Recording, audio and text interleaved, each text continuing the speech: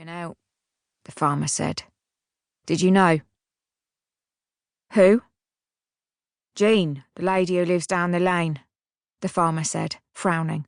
She's moving out, selling up her farm.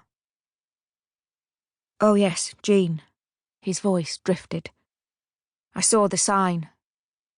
Alec had driven past it on the way here, a farm twice the size of this one, its animals and land and people in far better condition. He had not known the name. He knew few out here. One more reminder that he did not belong, he supposed.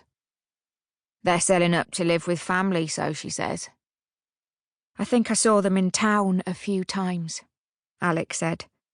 They were almost at the water tank, at the Smile. Were they the ones who made those wagon wheels? They'd mix sausage meat into a kind of cinnamon swirl, I suppose. It's delicious. Did you ever try one? He swatted another fly away from his face. No, the farmer said. I'm a vegetarian. Really? My wife tried doing that a few years back and... No, the farmer said, and the conversation died. The world was still dark, even if only for a little while. The sun was almost free. The day had almost begun. 50 feet away, the field gave way to freshly tilled brown soil, forming mounds everywhere on the uneven earth. Chalky rocks littered the plot in every direction. Each step in this place was as muddy and wet as the last. Further still, a thin metal fence marked the edge of the land, clots of wool decorating the wire like fairy lights where the sheep had once tried to break through. But there were no animals in sight now. There was nothing but detritus. I don't see what... There, the farmer interrupted. In the ground. Alec looked down. For a moment he saw nothing but dirt. I don't... Alec stopped talking, a breeze moving past them both. Something shook along the soil.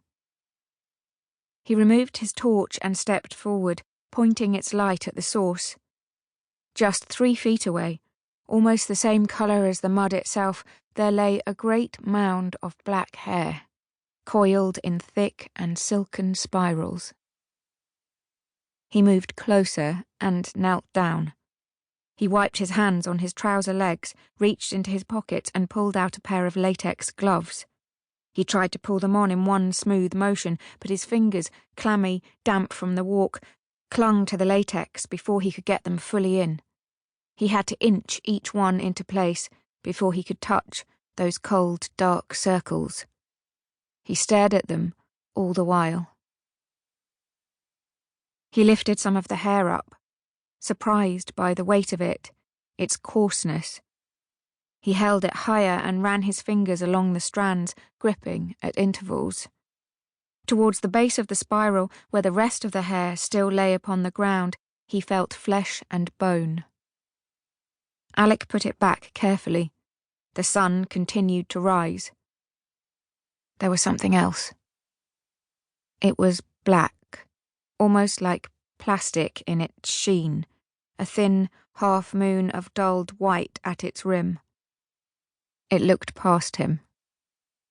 There was an eye, a large, sad eye, in the earth. Alec stepped back. My daughter found them, the farmer said. Shouldn't even have been out. Alec shone his torch across the area. There were others, some close together, some alone. He walked until he was sure he had found the whole set. He paced back and forth, 100 feet all around. He counted 16 submerged heads, all apart, all with only the barest strand of skin on display, all with a single eye left exposed to the sun. One of the heads had been dug up a little more than the others, revealing the neck at least. It was unclear how much of the corpse remained beneath the surface. There were footprints everywhere. His, the farmer's, the daughter's, no doubt. He hadn't been told any of this.